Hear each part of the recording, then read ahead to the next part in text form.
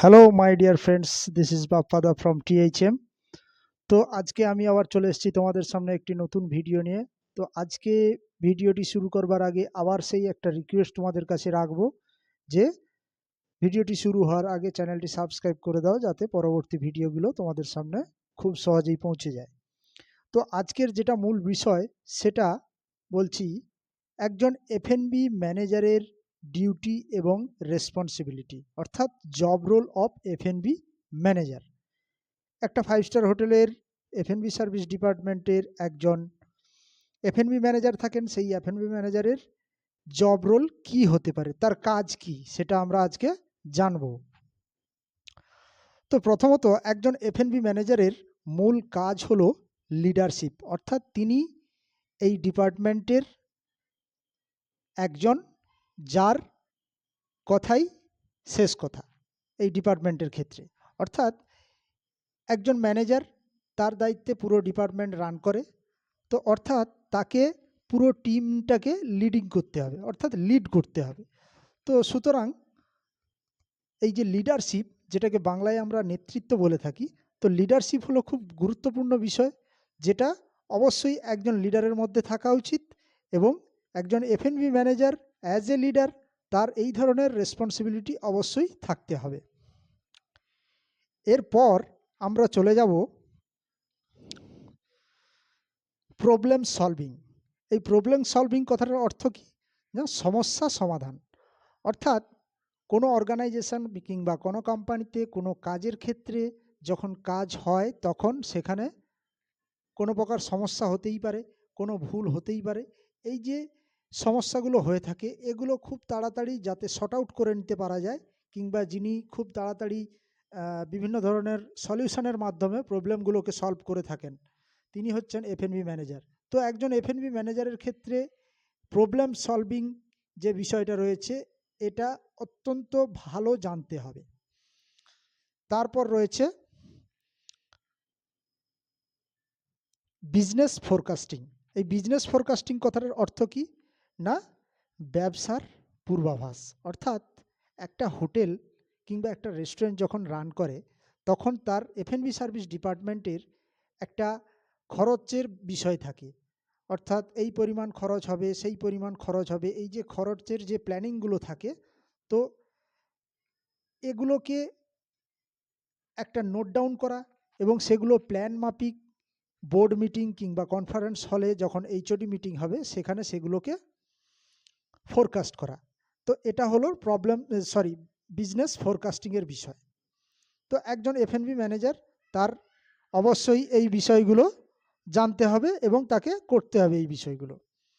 এরপর যেটা রয়েছে প্রোডাক্ট স্পেসিফিকেশান, অর্থাৎ যে ধরনের প্রোডাক্ট বা কোনো প্রোডাক্ট যখন মার্কেট থেকে আসছে, সেই প্রোডাক্টের স্পেসিফিকেশান, অর্থাৎ তার ফুড ভ্যালু কতটা, কতটা ভিটামিনস, কতটা মিনারেলস, কতটা ফ্যাট, কতটা ফ্যাটলেস, এগুলো সম্বন্ধে পুরোপুরি জানতে হবে ঠিকঠাকভাবে।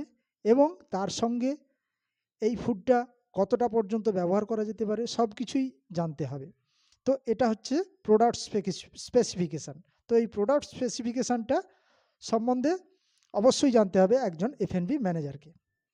এরপর যেটা রয়েছে ফিনান্সিয়াল প্ল্যানিং, অর্থাৎ আর্থিক পরিকল্পনা। আমরা একটু আগে আলোচনা করেছিলাম বিজনেস ফোরকাস্টিং, তো ঠিক একইভাবে ফিনান্সিয়াল প্ল্যানিং, যেটা মূল বিষয় বা উল্লেখযোগ্য বিষয়, যেটার জন্যই সব কিছু, যে খরচ কিংবা বাজেট, এই সমস্ত কিছু সব কিছুই ডিপেন্ড করে ইকোনমিকের ওপর। অর্থাৎ আমার আগামী সময়ের বিজনেস প্ল্যানিং কি থাকবে, সেগুলো আজকের দিনে যখন প্ল্যানিং হচ্ছে, তার কস্ট কতটা হচ্ছে, আবার সেই কস্টের ওপর আমি কতটা প্রফিট করতে পারবো, বা আমার সেক্টর কতটা বিজনেস দিতে পারবে, কতটা প্রফিট হবে, এই যে ফিনান্সিয়াল প্ল্যানিংয়ের মাধ্যমে, কিংবা এই ফিনান্সিয়াল প্ল্যানিং যেটাকে কন্ট্রোল করতে হবে, কিংবা ফিনান্সিয়াল প্ল্যানিংটা অবশ্যই একজন এফএনবি ম্যানেজারকে করতে হবে। এরপর যেটা রয়েছে এমপ্লয়ি শিডিউলিং। এমপ্লয়ি শিডিউলিং কথাটার অর্থ কী? না, কর্মচারীর সময় নির্ধারণ। অর্থাৎ একটা অর্গানাইজেশন, একটা রেস্টুরেন্ট কিংবা একটা হোটেলে সাধারণভাবে 3টে শিফটে ডিউটি হয়। তো 3টে শিফট হয় 8 ঘন্টা করে। তো 3টে শিফটে ডিউটি হলে প্রত্যেকটা স্টাফকে স্বাভাবিকভাবে একই টাইমে ডাকা সম্ভব নয়, কিংবা একই টাইমে যদি প্রত্যেকটা স্টাফকে ডিউটিতে ডাকা হয় তাহলে হোটেল রান করবে না, কিংবা 24x7 রেস্টুরেন্ট কিংবা হোটেল কোনো কিছুই রান করানো সম্ভব নয়। তাই ডিউটিকে যেহেতু 3টে ভাগে ভাগ করে দেওয়া হয়েছে, তো 3টে ভাগের ভিত্তিতে স্টাফেদের একটা টাইমিং শিডিউল তৈরি করা হয়, যে কোন স্টাফ কখন আসবে, আবার কোন স্টাফ কখন ডিউটি শেষ করে চলে যাবে, এবং তার চলে যাওয়ার সময় আবার কোন স্টাফ আসবে। এই যে ডিউটি রোস্টার, এই যে ডিউটি টাইমিং প্রসিডিওর, এটা কিন্তু তৈরি করে থাকেন এফএনবি ম্যানেজার। এরপর যেটা রয়েছে মেনু ডিজাইন, এটা হচ্ছে যে খুব গুরুত্বপূর্ণ জিনিস, এটা আমাদেরকে বা খুব গুরুত্বপূর্ণ বিষয়, এটা আমাদেরকে একটু ভালোভাবে দেখতে হবে। যে একটা মেনু যখন কিচেনে প্লেটের ওপর পুরোপুরি রেডি হয়ে যায় for the service in front of the guest, তো সেই সময় ফুডের ওপরে একটা ডিজাইন তৈরি করে দেওয়া হয়। তো এগুলো সম্বন্ধে ধারণা, কিংবা এই ধরনের প্ল্যানিং, কিংবা এই ধরনের ফুড ডিজাইন কতটা করা যেতে পারে, এগুলোর সমস্ত কিছু ধারণা একজন এফএনবি ম্যানেজারকে দিতে হবে। এরপরে যেটা রয়েছে সেটা হলো মেনু প্ল্যানিং। এটা সব থেকে উল্লেখযোগ্য বিষয়।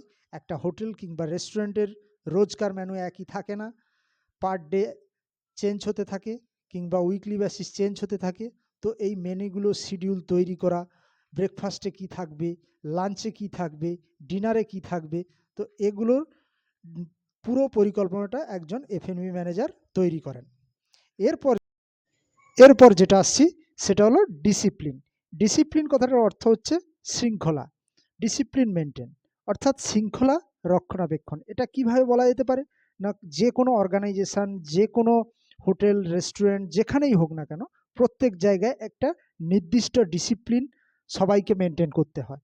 তো একটা হোটেল কিংবা রেস্টুরেন্ট যে এরিয়াটা এফএনবি ম্যানেজারের আন্ডারে, সেখানকার টোটাল যে ডিসিপ্লিন কিংবা রক্ষণাবেক্ষণের যে বিষয়টা রয়েছে, শৃঙ্খলা রক্ষণাবেক্ষণ, তো সেটা অবশ্যই দেখভাল করবে কে, একজন এফএনবি ম্যানেজার। এর পরের বিষয় যেটা রয়েছে কস্ট কন্ট্রোল। কস্ট কন্ট্রোল কথার অর্থ কি, ব্যয় নিয়ন্ত্রণ। কস্ট কন্ট্রোল বলতে এখানে বলা হয়েছে, আমি আগেও আলোচনা করেছিলাম বিজনেস ফোরকাস্টিং কিংবা ফিনান্সিয়াল প্ল্যানিং এর ক্ষেত্রে, যে কস্ট কন্ট্রোল মানে যেটা ব্যয় হচ্ছে সেটাকে আন্ডার কন্ট্রোলে রাখতে হবে, এবং প্রফিটটাকে যতটা ম্যাক্সিমাম করা যায় গেস্ট স্যাটিসফ্যাকশনের মাধ্যমে এবং বিজনেসের ওপর ভিত্তি করে, তো সেগুলোকে দেখতে হবে। এগুলো অবশ্যই দেখভাল করবেন একজন এফএনবি ম্যানেজার। এরপরে চলে যাব আমরা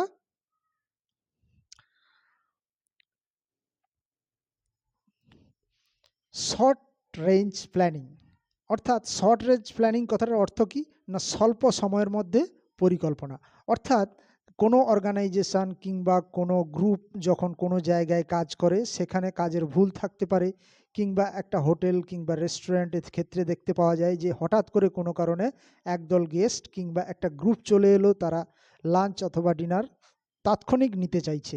তো সেক্ষেত্রে দেখা যায় যে কোনো কারণে হোটেল ফুল আছে কিংবা রেস্টুরেন্ট ফুল হয়ে আছে, তো সেক্ষেত্রে খুব অল্প সময়ের মধ্যে গেস্টকে একটা লং টাইম ওয়েট না করিয়ে একটা শর্ট টাইমের মধ্যে একটা প্ল্যানিং তৈরি করা, সেই প্ল্যানিং মারফত বা প্ল্যানিংয়ের দ্বারা আবার কোনো একটা জায়গায় তাদের জন্য লাঞ্চ অথবা ডিনার রেডি করে ফেলা এবং তাদেরকে সার্ভিস দেওয়া।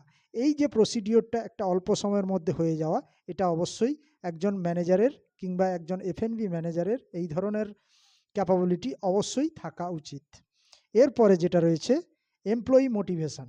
অর্থাৎ একটা বিষয়, স্টাফেরা কাজ করতে করতে একঘেয়েমি হয়ে পড়ে, কোনো সময় বিরক্তি হয়ে পড়ে, কোনো সময় হয়তো টায়ার্ড হয়ে পড়ে, সেক্ষেত্রে দেখতে হবে স্টাফেদেরকে কিভাবে মোটিভেট করা যায়। অর্থাৎ স্টাফেদেরকে এমনভাবে তাদের সঙ্গে কথা বলতে হবে, কিংবা এমনভাবে তাদেরকে এনকারেজ করতে হবে যাতে তারা মোটিভেট হয়ে যায়, যার ফলে কি হবে, তারা কাজের প্রতি তাদের আগ্রহটা যেন বাড়তে পারে। তো এরকম দিকেও খেয়াল রাখতে হবে একজন এফএমবি ম্যানেজারকে। এরপর যেটা রয়েছে ওরাল কমিউনিকেশান, এটা হচ্ছে মূল বিষয়। এই বিষয়টা হলো কমিউনিকেশান মানে যোগাযোগ। ওরাল কমিউনিকেশান কথাটার অর্থ হচ্ছে মৌখিক যোগাযোগ। অর্থাৎ গেস্টের সঙ্গে এফএনবি ম্যানেজারের, কিংবা গেস্টের সঙ্গে অন্যান্য স্টাফেদের, কিংবা এফএনবি ম্যানেজারের সঙ্গে অন্যান্য স্টাফেদের এই যে কথোপকথন, যেটাকে আমরা ওরাল কমিউনিকেশন বলি, এটা একদম খুব ওয়েল এবং খুব সুন্দর হওয়া উচিত, সর্বদা একটা স্মাইলের সঙ্গে, জাস্ট একটা মুচকি হাসির সঙ্গে। এরপর চলে যাব আমরা স্টাফ টাইম ম্যানেজমেন্ট, অর্থাৎ কর্মীদের সময় ব্যবস্থাপনা। এটা আমি আগেও একবার আলোচনা করেছিলাম। বিষয়টা হচ্ছে যে স্টাফেদের টাইম ম্যানেজমেন্ট করে দেওয়া। একজন স্টাফ 8 ঘন্টা ডিউটি করবে, কটা থেকে কটা ডিউটি করবে। একজন স্টাফ আবার 8 ঘন্টা ডিউটি করছে, সে কটা থেকে কটা করছে, morning shift, afternoon shift, regular shift, break shift, evening shift, যেটাকে নাইট শিফট বলা হয়। তো এই ধরনের বিভিন্ন শিফট থাকে, এগুলো টাইম অনুযায়ী ভ্যারি করে। এগুলো অবশ্যই একজন এফএমই ম্যানেজারকে দেখতে হবে। এরপর যেটা রয়েছে এমপ্লয়ি ট্রেনিং, অর্থাৎ স্টাফ যখন অর্গানাইজেশন, হোটেল কিংবা রেস্টুরেন্টে কাজ করতে আসে, তখন তাকে প্রাথমিকভাবে একটা ট্রেনিং দেওয়া হয়। আবার কোনো কোনো ক্ষেত্রে বিশেষ কাজের জন্য বিশেষভাবে ট্রেনিং দেওয়া হয়। তো সেগুলো অবশ্যই একজন এফএমই ম্যানেজার তার আন্ডারে থাকা সমস্ত স্টাফেদের ট্রেনিংগুলো দিতে পারেন বা দেবেন। এরপর যেটা রয়েছে আমরা দেখব, সেটা হলো স্টাফ কোঅর্ডিনেশন, অর্থাৎ একজন স্টাফের সঙ্গে আর একজন স্টাফের যে কোঅর্ডিনেশন, অর্থাৎ বোঝাপড়া, একটা আন্ডারস্ট্যান্ডিং, কিংবা এফএনবি ম্যানেজারের সঙ্গে তার আন্ডারে থাকা সমস্ত স্টাফেদের যে আন্ডারস্ট্যান্ডিং কিংবা বোঝাপড়া, কিংবা একজন একটা কাজ করছে তাহলে আর একজনকে আর একটা কাজ করতে হবে একটা সুন্দর পদ্ধতিতে। এই যে আন্ডারস্ট্যান্ডিং বিষয়গুলো, এগুলো কিন্তু অবশ্যই দেখভাল করবে এফএনবি ম্যানেজার, এবং তিনি নিজেও একজন ভালো বোঝাপড়ার বিষয়টাকে ভালোভাবে বুঝে তিনি সেটাকে হ্যান্ডেল করতে পারেন। এরপর আমরা চলে যাব এমপ্লয়ি রিলেশনশিপ, অর্থাৎ সর্বোপরি কাজের শেষে স্টাফেদের সঙ্গে একটা রিলেশন তো সুন্দর রাখতেই হয়। সেক্ষেত্রে প্রত্যেকটা স্টাফের সঙ্গে অন ডিউটি থাকাকালীন যেরকম একজন ম্যানেজার হিসাবে তিনি তাদেরকে শাসনও করেছেন, বা ম্যানেজার হিসাবে তিনি তাদের লিডার হিসাবে তাদেরকে কাজ দেখিয়েছেন, তাদেরকে দিয়ে কাজ করিয়েছেন, ঠিক একইভাবে কাজের শেষে হয়তো ম্যানেজার এবং তার আন্ডারে থাকা captain, senior captain, supervisor, waiter, waitress, as a friend হিসেবে তারা একটা ভালো রিলেশন তৈরি করবে। তো ধন্যবাদ ভিডিওটি দেখার জন্য।